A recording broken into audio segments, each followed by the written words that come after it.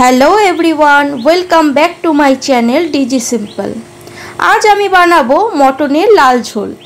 मटनेर लाल झोल बानाते आमार की उपकरण लागबे चलो तोमादेर साथे शेयर करा जाक। प्रथमे आमी एखाने निये नियेछि 3 टीस्पुन टक दई। एरपर आमार लागछे 1 टीस्पुन हलुद गुड़ो। एबार आमी कालारेर जोन्नो Kashmiri red chilli powder 1 teaspoon निये निচ্ছি। আর দিয়ে দেব এর মধ্যে সরষের তেল। আর দেব আমি সামান্য গোলমরিচের গুঁড়ো। এই সব উপকরণ দিয়ে আমি মটনটাকে এবার আমি ভালোভাবে মেখে নেব। মটনটা আমার ভালোভাবে মাখা হয়ে গেছে। এবার আমি এটাকে কিছুক্ষণ রেখে দেব এভাবেই।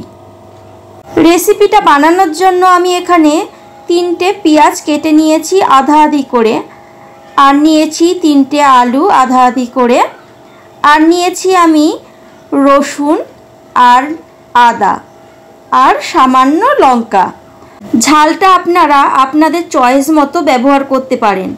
আমি এখানে সমস্তগুলোকেই পেস্ট করে নিয়েছি।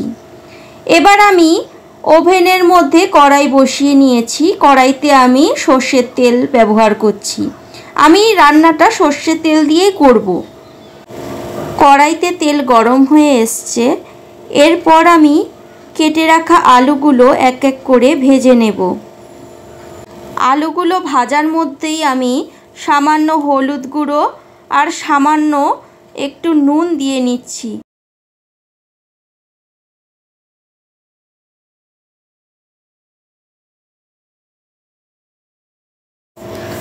আলুগুলো আমার ভাজা হয়ে এসছে। এরপর আমি এক এক করে আলুগুলোকে একটা পাত্রে তুলে নিচ্ছি।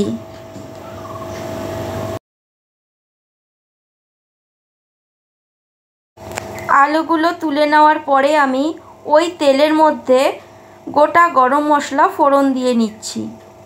আর আমি যে পেস্টটা বানিয়েছিলাম আদা রসুন পেঁয়াজ লঙ্কা, সেই পেস্টগুলো আমি ওর মধ্যে দিয়ে একটু নাড়িয়ে নিচ্ছি।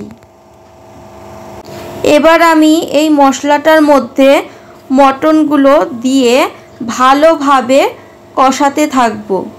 মটন যত কষাবেন মটন খেতে তত সুন্দর লাগে।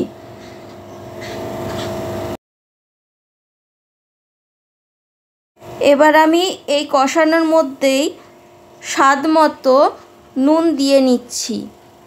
মটন ততক্ষণ কষাবেন যতক্ষণ মটনের থেকে তেল না বেরোচ্ছে।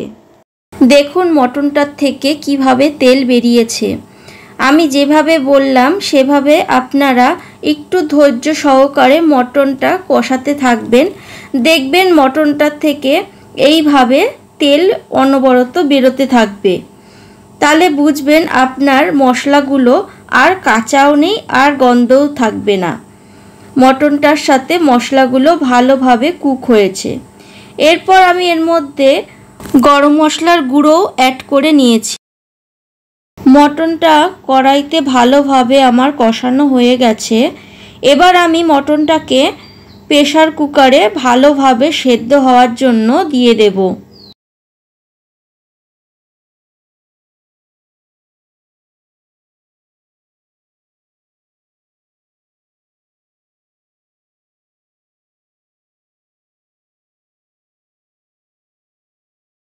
এবার কড়াইয়ের মধ্যে লেগে থাকা মশলাগুলোর মধ্যে সামান্য জল দিয়ে আমি জলটা গরম করে মটনের মধ্যে জলটা দিয়ে দিয়েছি। এবার আমি প্রেসার কুকারটা ঢাকা দিয়ে 3টে মতো সিটি দিয়ে দেব। 3টে মতো সিটি দিয়ে আমি প্রেসার কুকারটা খুলে দেখে নিয়েছি আমার মটনটা কতটা সিদ্ধ হয়েছে। সেই বুঝে আমি ভেজে রাখা আলুগুলো প্রেসার কুকারের মধ্যে দিয়ে আরেকটা সিটি দিয়ে নিচ্ছি। আপনারা মটন রান্না করার সময় একটু খেয়াল রাখবেন এই জিনিসটার প্রতি।